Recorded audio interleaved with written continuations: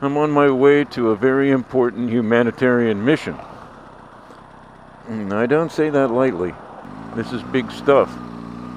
You know, I went to leave the house this morning and realized that I don't have any speed stick.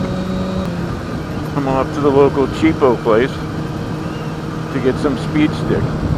And it is a humanitarian mission because, one, I'm a guy. Two, it's Phoenix. So I'm a sweaty guy. And three, I like the smell of that speed stick stuff. Well, there's a dog in front of us. Hey, buddy. Probably can't see him. I don't know if the camera picks up that good. Real nice looking German Shepherd.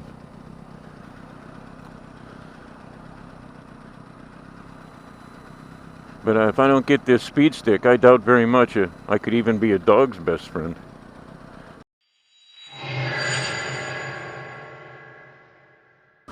The weather here has been just wacko. Yesterday morning I went out on my patio Monday morning, and I looked at the thermometer there on the patio. It was about 5 a.m. It was 92 degrees. So it kind of kills my attitude. It kills our energy level. And sometimes here at Phoenix, we're at each other's throats after a few months of this, you know. Well, understandable. People are tired of being hot and sweating. But because of the weather and the heat, I've just been unwilling to go out on my bike. I've been spending more time in my truck, the luxury of air conditioning and, you know, just escaping from the weather. At the same time, you don't ride your bike for a couple days, you feel the pull of it. I mean, you can feel it like trying to pull you to it. You know, dude, let's go, baby. You know, we hit 117. You know, I just try to report that honestly, because a lot of my friends are under this impression that Arizona is, you know, like a really great place to live. And you know, I've raised my family here. I have a lot of positive memories of it. But 117 degrees for days on end, completely debilitating. Well, it's a nice looking little car. I wonder what that is. Looks like somebody stepped on it, kind of smushed it down a little bit.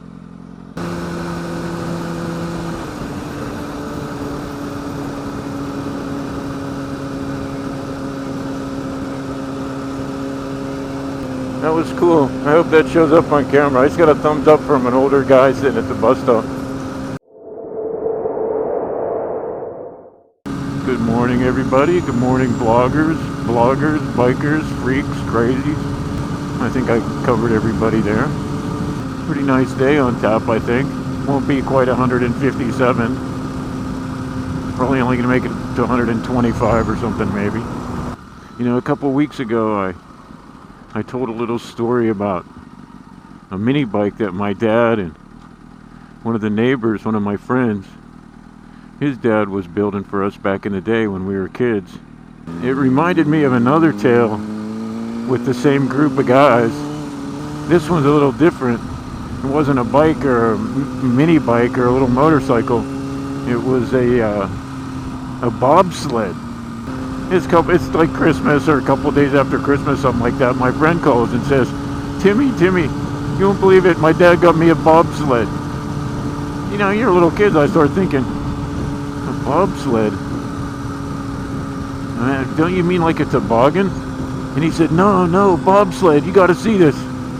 We're going up to the school and slide down the hill. It took me about 3 minutes to get dressed, and we ran up there, and sure enough, here comes my friend and his little brother, and they're pushing an actual bobsled. There was a pretty good hill behind our junior high. It was like the local place for sledding. So we get there, and he gets there, and we're looking at it, you know. I was really enthusiastic. It was the coolest thing I ever saw. It looked like, the front of it looked like the sport bike I'm riding. It had a little cowling, you know, and it had a steering wheel. And the way it was set it up, it had two little skis in the front. You know, I guess those are your steering skis, because it had a steering apparatus. And then in the back was just one ski. It was real wide. So we get up to the top of the hill, and it's a pretty good grade. We get to the top of the hill on this bobsled, and it's my friend, so he's going to drive it, and I get in the back. Within the first 10 or 15 feet, I realized we're going faster already than anything I've ever been on that was a sled. I start to realize, like, well, this thing's really hauling ass. And as we're going down the hill, you look to the side, and there's a couple of my friends walking up the hill, and they were carrying their sleds back up to the top. And as we went by, they looked at us with this blank, dumbfounded expression like, oh my God, you guys are going really fast. So we shoot down the hill. I'm pretty much convinced we're going to die right now. This is going to be the end of my life. Stupid bobsled just goes straight as heck, and we were just hauling ass. And you get to the bottom of the hill where it levels out on the football field, and there's like tracks where all the kids stop. Every sled kind of ran out of momentum. We go right past that point, and we're still hauling ass. And we kept going and going. And up ahead, you could see the end of the football field, the edge of it. And there was a big snow fence there and a snow drift against it. And then a little bit of a cliff. And I'm starting to think, holy crap, we're going to run right into that. But lo and behold, we managed to stop just a little bit before we got to that fence. We lived, of course, I'm here telling the story, but we looked at each other, and that was it. It was totally cool. We couldn't wait to get to the top of the hill. We were taking turns. Other kids were so into it that kids would push it up the hill for us. And I wonder what's all over that guy's plate. Oh, well, no wonder it says 14. He's about a year behind in his registration. Sorry for a lot of hesitation in my conversation and stuff like that. Sometimes I'll be chatting with you guys and then I realize, oh, that light turned red, or oh, that SUV stopped in front of me, or oh, that school bus has a million freaking lights flashing. Perhaps I should do something.